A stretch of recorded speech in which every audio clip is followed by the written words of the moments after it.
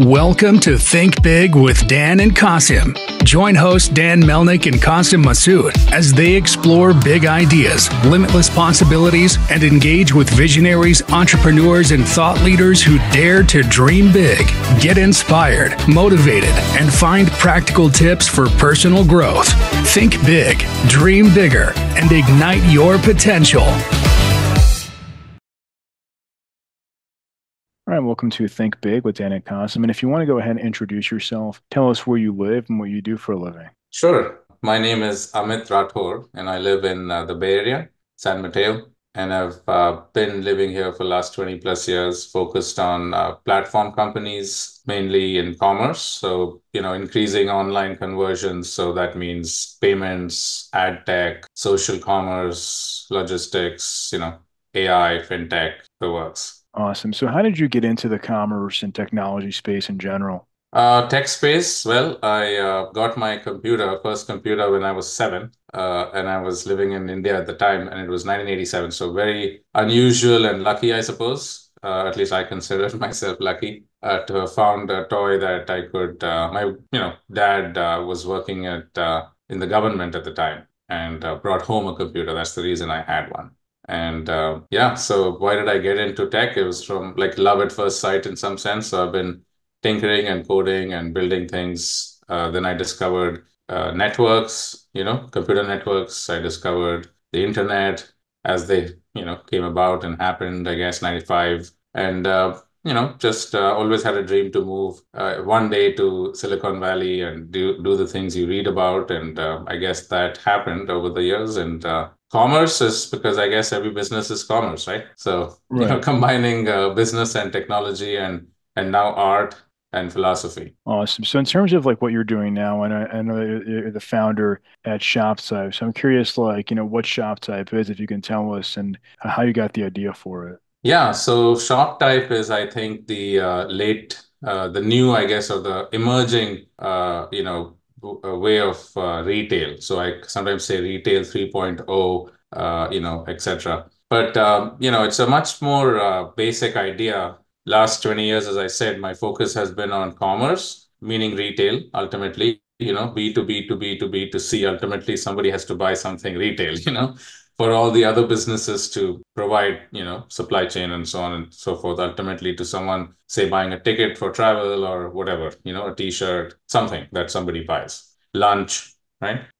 So that's the world in which I've been in, which is how do we increase conversions from, let's say, digitally conversions from, let's say, call it 1%, 2% average, 2, 3% average to something more. And people are buying traffic. You pretty much are paying Google, Facebook lots of money to drive sales, to drive ads, right? To drive traffic. And we all know that, I don't know how many of those clicks are real, right? So you're paying for clicks and, conversion rates are what they are. So it's hugely beneficial if you can take it from 1% to 2%, for example, right? Or 2% to 3%. It's a huge jump on your revenue and obviously profits. So, that's what I've been doing for a number of years. And with Awake now, it's a new type of model, as I said, retail 3.0, meaning that instead of supporting this model of doing business today on the internet, which is extremely unfriendly to small business, medium business, I guess, in entrepreneurs, it's very difficult, expensive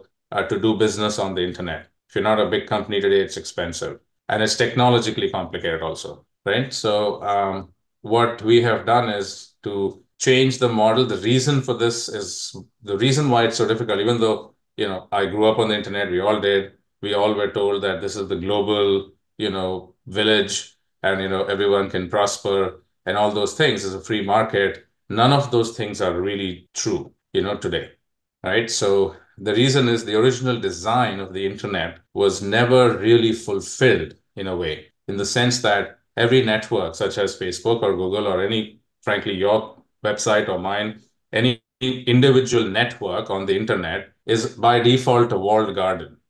It's like a data silo in itself, even though they're all networks on the internetwork, they're all, their own kingdoms, if you will, right? Big kingdoms have a big sway in the so-called market. and they monopolize, so many things. And so the underlying internet, however, connects all of us already. How come they're able to do what they're doing, right? It's a fascinating thing. I enabled that model for many, many years because we're arbitraging data and we're doing all that. But imagine a new world where the underlying and the open internet is once again available to everybody.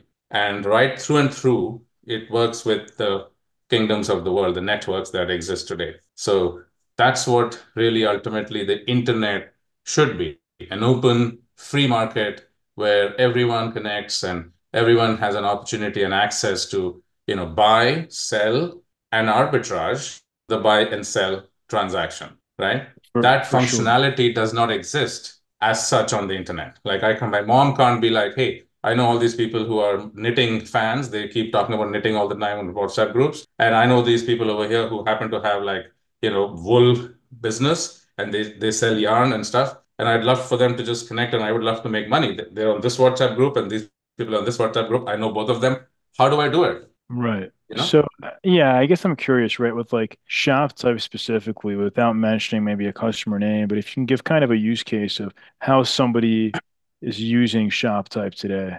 Shoptype is a new model of commerce called community commerce. Normally, the business has two choices to drive a sale, any brand, right? I either pay for traffic, like we were discussing just now, you buy ads, or you use affiliate marketing kind of thing where it's a post-paid sale model, Right. right? You no upfront cost, but there's this thing. The second option, which we all would like to use because it's fair and hey, you make a sale, I'm happy to pay you, right? Is the success-based fair model. The problem is that most affiliate models on the internet have poor experience. And there's two reasons for that. One is they don't make enough money. Amazon default affiliate, like average affiliate payouts are like 3% now. It's come down from what it used to be 10%, 9% many years ago. And many retail affiliate programs are similar, few percent points, maybe it's 10, whatever.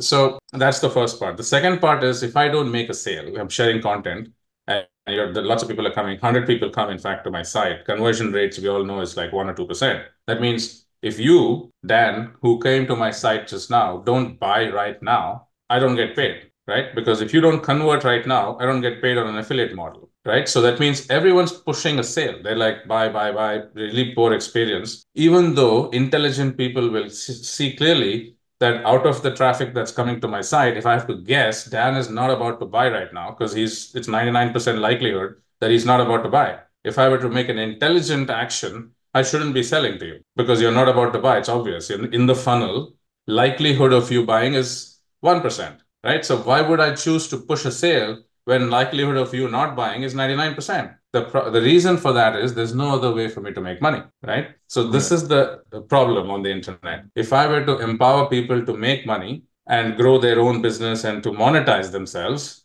they have to almost either accept ad dollars or sponsorship dollars, is what happens today. And that's dominated by big tech, as we know. Or you become an affiliate and be pushy, because otherwise you don't make money, right? Because you can't track the sale. So Right. this is the broken internet problem. Everything is disjointed and you can't track how, even though Dan is the buyer, talks to Amit today on Twitter, clicks on Twitter, goes to the thing, doesn't buy. Then a week later clicks on someone's, post on Facebook and goes over there, clicks and doesn't still buy. And then a third day on Instagram or some other place, an email comes to you of marketing and you click and maybe then you do buy, right? That's the journey. You found out and you got a couple of nudges and social proof, people are sharing and you're finally making a purchase. Multiple Right. salespeople actually were involved in that journey. But Right. in today's model, only the last click is recognized because that's the only thing that's visible. Right. But Well, I guess I'm now the whole chain gets paid. So we are talking about 30, 40, 50% of retail volume dollars on a wine bottle for $100. $40 is split amongst two, three, four people automatically without them knowing what was purchased and by whom. right. Well, I guess like how many customers do you have using your platform today? We're super early stage, so I'd say we have about 100 plus brands and few networks like media networks that are now starting to onboard the tech to bring back monetization, to bring back the value of their content that today is just hijacked by everybody, and the value is not captured by them. right? Content is free, but how do I capture its value? How have you gotten the word out so far? Has it been mostly through like LinkedIn or cold email ads? Like, how have you gotten the word out about what you're doing? Well, we're at least kind of sort of early, so it's been just word of mouth and referrals. So for us, we are a word of mouth company. We're digital word of mouth is what we call it, right? Like literally the name is. And how do I get to a world where everyone has a ShopType account is literally if you're on the internet, you should have a ShopType account because you're losing money on the table. And the way it automatically works is if I invite you in, I make 5% of your earnings, you make 95% of everything you do, and 5% of everyone that you empower with it. So it's a one-to-one human empowerment network. Everyone keeps 95% of what they're sharing and creating and whatever they actually do on Facebook and Instagram and wherever else. And they bring all their friends and family and they empower them to do the same. 5% flows through the network back through empowerment, referral-based empowerment. So now you can every single day tell your friends how to make more on an open internet with relevant content, relevant products, relevant communities, relevant, values that they care about, causes that they care about, right? That's what the internet is meant for. Collaborative, open community commerce, which magically just happens by capturing value as it gets created, Right, on the digital universe without just the tech companies benefiting. Now right, you also benefit. You also capture all the value automatically as a first party. right. So you're saying essentially because the value that you provide is so great that you don't really need to run ads because you have this funnel of word of mouth because people are being monetized and that there's so much value if it's okay, I'm going to tell like my friend and my family and this kind of chain effect helped you kind of get to where you're at right now. Yeah, I mean, my aim for this year is by the end of 2024, I hope we get to about, let's call it 100 million active wallet users in the United States. How do I do that, right? We're at less than a million or like less than a few hundred K today, for example. And the answer is, well, everybody makes a piece, Right, right? Like you tell your friends you make money, magically, automatically, fairly, because today that share button that you use to share things on the internet, right, that's where our innovation is. It's a normal act of sharing. We call it fair share now that everybody can, share and earn, right? Your sharing economy isn't really working fairly or openly or any of it, right. right? So, The internet yeah, economy. what would you say is the biggest challenge that you face in the business right now? It's just a new model, right? Entirely different from what people are used to and, kind of a lateral way of thinking about business and things like that. So, it's like one of those Bitcoin type stories, right? Where you see blockchain, not Bitcoin, blockchain, I guess is the right thing. People don't fully grasp the value of it until, everywhere, it's already everywhere, right? And then you're like, oh yeah, isn't that obvious that it should be an open, transparent, decentralized system, right? But it just is too complex to understand the mechanics of it, right? So right now we're early stages. So, this is a fintech engine, arbitrage engine. It's a private equity play for, opportunities in buying and selling companies and really creating digital platforms for whatever it is that people do. So we're going at higher level rather than, starting from zero kind of a thing because it's a platform play. It's an internet level infrastructure play that lets people turn into businesses that are platforms instantly, right? Why should that be special? What is a platform, right? That very concept of a platform, if you can say it, you should be able to, build it without it's magic because everybody understands it. If everybody understands it, it's not a bit special. It's everybody understands it, right? So why isn't there a one-click thing for something that everybody understands? Right, right. So like, I mean, I guess I'm curious, right? In terms of right now, like you mentioned you want to get to over 1 million people. So are you looking to raise money or is it just kind of keeping things as is and just hoping to, get more word of mouth? Or like, what are you kind of looking to do in this year to get to that goal? Yeah, and I said 100 million. So a very 100 large million. goal because yeah, in the US we have about 300 plus million population. So how Yeah. do I get sign up from, a third of it? The answer is through existing news networks that are already struggling to monetize against all the big tech internet companies out there today, right? OpenAI is coming and, going to swallow another 80% of traffic, right? Why do I need to go to danmelnick.com if I can just ask, Bard or whatever it is, tell me about this particular, podcast or whatever, just ask the questions. They won't even need to go to a website or listen to anything original content wise. So it kills more the content economy. The today content economy already killed because they're, sucking it all into their platforms and taking credit for every click that goes through, even though people are doing content-based stuff. So social commerce is only social in name. Only the tech companies are making money, right? It's social because apparently other people are involved, but it's not social from a, economic standpoint, right? Which is why community commerce, right? Which is the Right. difference. Right.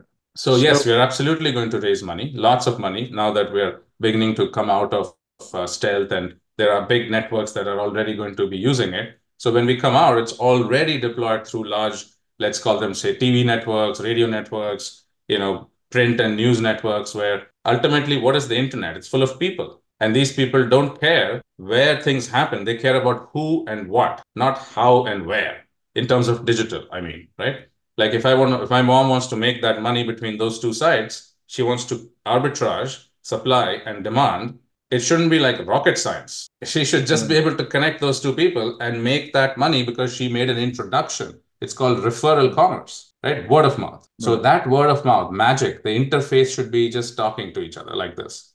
Right. That's the magic interface. AI is just subservient, human centricity. This is called human centric operating system, where you are there and I'm there and my mom's there and we're talking. And if we do a deal and she was the intro, she gets paid now and referral based forever, or whatever the situation is between us, for Right. example.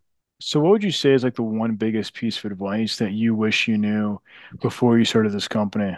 Boy, the biggest thing I wish I knew would be, I guess, to make, I think, big changes happen, you just have to just do most of it yourself. And, you are enough. It's a network of one that starts the network effect, right? There is no outside network, so you For can do sure. whatever is required. You just have to, decide and move forward, and then other people come along and help you do it. Awesome. Well, we're rooting for you. So, if somebody watching this wanted to reach out, do you mind sharing your website or social media? I guess best ways to get in contact with you. Sure, yeah. If Shoptype sounds interesting, that's shoptype.com. Just the website has all the details and more. And if you're interested in how we're using it and how we built it and bigger venture side stuff, then my personal website, awake.vc, is a good place to start. Awesome. Well, Amit, thank you so much for your time today. No worries. Thank you so much. Thanks. All right. Bye.